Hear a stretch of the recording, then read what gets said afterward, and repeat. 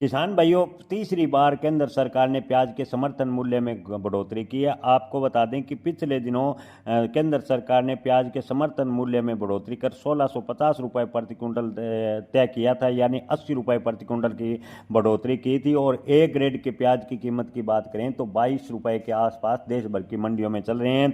सरकार को प्याज की बात करें तो बिक्री बेहद ही कम स्तर पर किसान करें। इसको देखते हुए सरकार ने अब प्याज के समर्थन मूल्य में 80 रुपए की और बढ़ोतरी कर दी है। सरकार अब बम्पर स्टॉक योजना के तहत किसानों से 1730 रुपए प्रति क्विंटल की दर से प्याज खरीदेगी।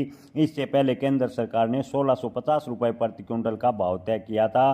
किसान भाइयों, आपको बता दें कि नई दर जून 2026 से ही लागू कर दी गई है, यानी जिन किसानों का भुगतान नहीं हुआ है उन्हें भी 1730 रुपए प्रति क्विंटल के हिसाब से सरकार प्याज का भुगतान करेगी।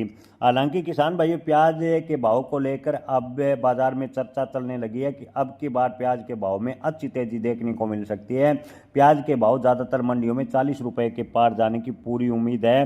किसान भाइयों, सरकार के फैसले से प्याज किसानों को थोड़ी राहत मिली और प्याज के भाव में जो गिरावट होने की उम्मीद थी उस पर ब्रेक लगा है।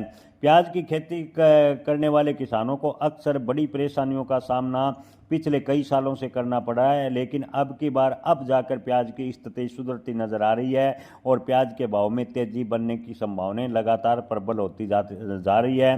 बम्पर स्टॉक योजना के तहत सरकार ने किसानों से प्याज खरीदने की बात करें तो किसान भाइयों तीसरी बार बढ़ोतरी करे प्याज के भाव 1730 रुपये प्रति क्विंटल तय कर दिए हैं, यानी सरकार अब 1730 रुपये प्रति क्विंटल के हिसाब से प्याज खरीदेगी, जिससे प्याज के गिरावट पर ब्रेक लगेगा।